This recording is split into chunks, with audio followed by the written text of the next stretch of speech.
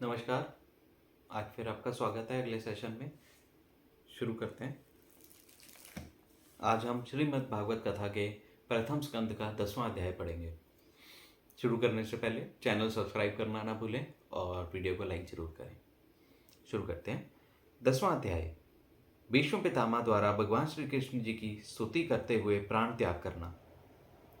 सूत जी बोले, हे शौनकादि ऋषियों, जब भीष्म पितामह ने पांचों पांडवों एवं द्रौपदी को ज्ञानोपदेश देकर श्री कृष्णचंद्र जी का चतुर्भुज स्वरूप अपने हृदय में धारण कर लिया, तब वे भगवान श्री कृष्ण की ओर दृष्टि डालते हुए स्तुति करने लगे।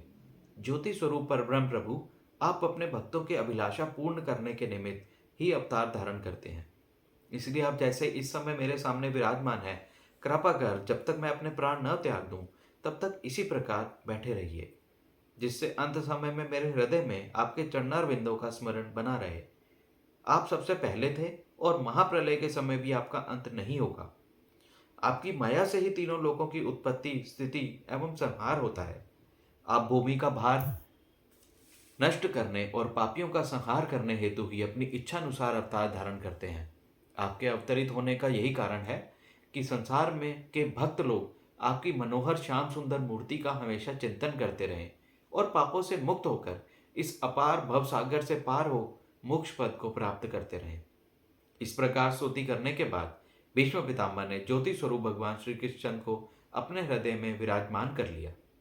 इसके बाद ऋषि मुनियों को प्रणाम करके अपने नेत्र बंद कर लिए और फिर योग क्रियाओं द्वारा अपना देह त्याग कर बैकुंठ धाम को सिधार गए। उस समय देवताओं ने उनके ऊपर फूलों की वर्षा की। 10वां अध्याय समाप्त हुआ। हे श्री कृष्ण, ये सब आपके अर्पण।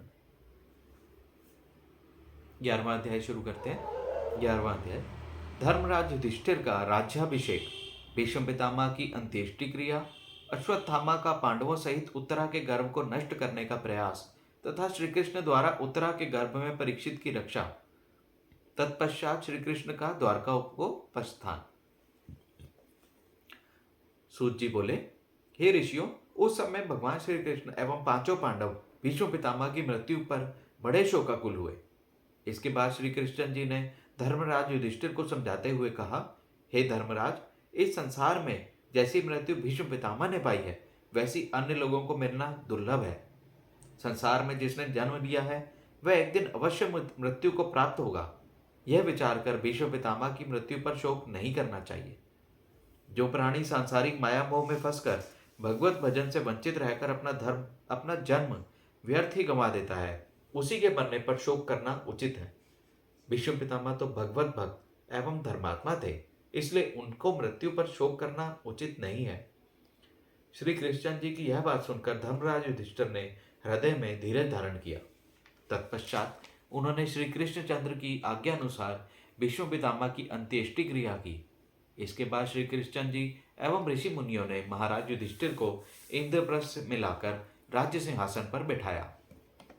उस समय इस महाभारत युद्ध के कारण पृथ्वी का भार उतर जाने से भगवान श्री कृष्ण बड़े प्रसन्न होकर धर्मराज युधिष्ठिर से बोले, हे धर्मराज, तुम धर्मानुसार प्रजा का पालन करके अपनी आत्मीय एवं कुटुंबी जनों के सहित राज्य के सुख का भोग करो और तुम्हारे मन में जो शोक है उसे पूर्ण रूप से त्याग दो। इस तरह धर्मराज को समझाने के बाद श्री श्याम सुंदर ने उनसे अश्वमेघ यज्ञ को संपन्न कराया। उसके कुछ दिन बाद उन्होंने धर्मराज युधिष्ठिर से कहा, हे राजन, अब हम द्वारकापुरी को जाना चाहते हैं। सूत जी ने कहा, हे ऋषियों, जिस समय भगवान श्री कृष्ण जी द्वारकापुरी जाने की इच्छा कर रहे थे उसी समय अश्वत्थामा ने अपने पूर्व अपमानित होने के कारण पांचों पांडवों को नष्ट करने के लिए पुनः ब्रह्मास्त्र का प्रयोग किया। ब्रह्मास्त्र पांचों पांडवों को जलाने के लिए अपने 5 मुख बनाकर पांडवों के पास आया और उसी ब्रह्मास्त्र का एक छोटा अंश गर्भवती उत्तरा के उदर में प्रवेश हो गया, जिसके फलस्वरूप उसके पेट में अग्नि जलने लगी। उत्तरा उस अग्नि पीड़ा से बेचैन होकर कुंती के पास दौड़ी आई। तब कुंती उसे साथ लेकर श्री कृष्ण के समीप गई और उनसे उत्तरा के उदर में अग्नि पीड़ा होने का सारा वृतांत कहा।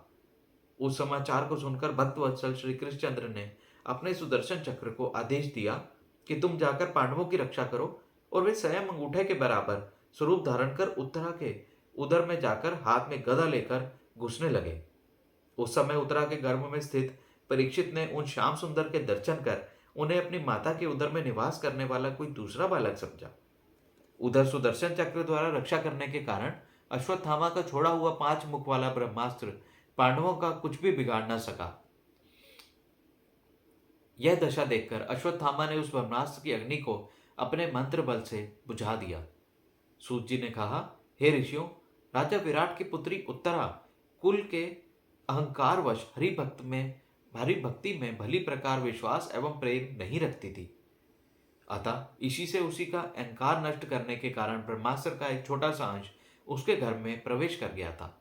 तत्पश्चात कुंती द्वारा स्तुति करने पर श्री कृष्णचंद्र ने उसकी रक्षा की थी। अस्तु, जिस समय श्री कृष्णचंद्र द्वारकापुरी को चलने लगे, उस समय कुंती एवं द्रौपदी सहित 5 पांडव उनके आगे हाथ जोड़कर खड़े हो गए और कहने लगे, हे दीन दयालु, आपके जाने से हमको बड़ा कष्ट हो रहा है। अब यहाँ लोगों की रक्षा कौन करेगा? हमें आपके चरणारविंदों के दर्शन से जो सुख प्राप्त होता था, वह सुख इस राज्य सिंहासन के प्राप्त होने से नहीं है। अब आपके चरण कमलों को देखे बिना हम सब कैसे जीवित रहेंगे?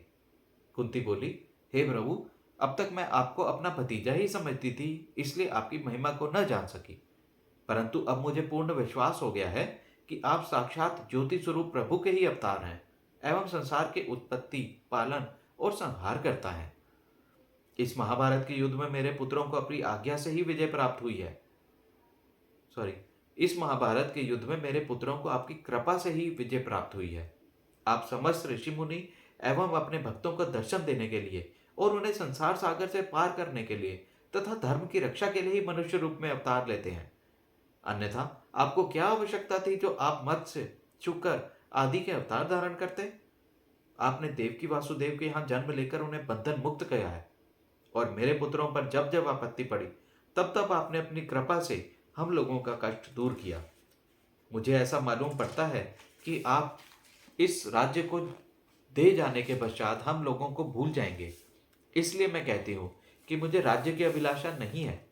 जहाँ आपका दर्शन न मिले वह सुख एवं राज्य किस काम का है? धन प्राप्ति से तो अहंकार बढ़ जाता है, उस समय मनुष्य से आपका भजन नहीं होता। यही कारण है कि आप दीनों पर अत्यंत दया करते हैं। मनुष्य के लिए तो वही कर्म करना श्रेष्ठ है जिसमें आपका स्मरण बना रहे।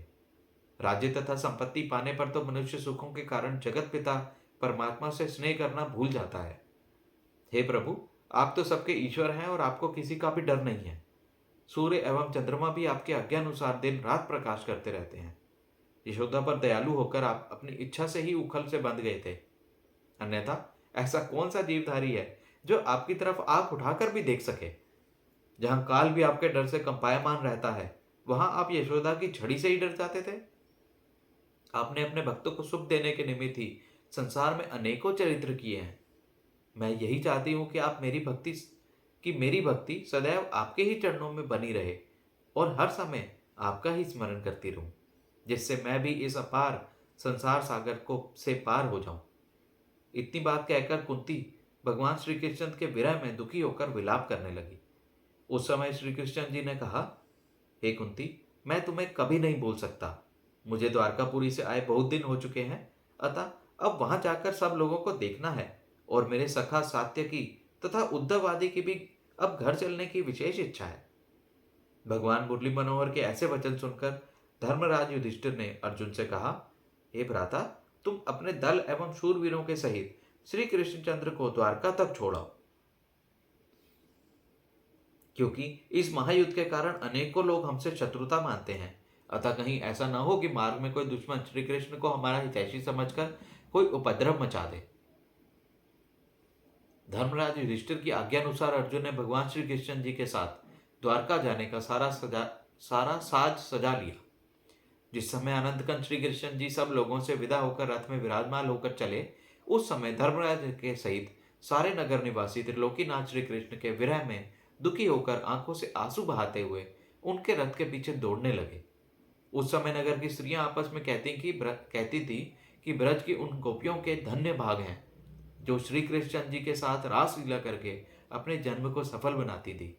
उन रुक्मणी आदि 16,108 रानियों के भी बड़े अहोभाग्य हैं जिनको श्री श्याम सुंदर जैसे पति मिले हैं। हस्तिनापुर की स्त्रियां इस प्रकार आपस में बहुत सी बातें करके श्री कृष्ण जी के ऊपर पुष्प वर्षा करने लगी।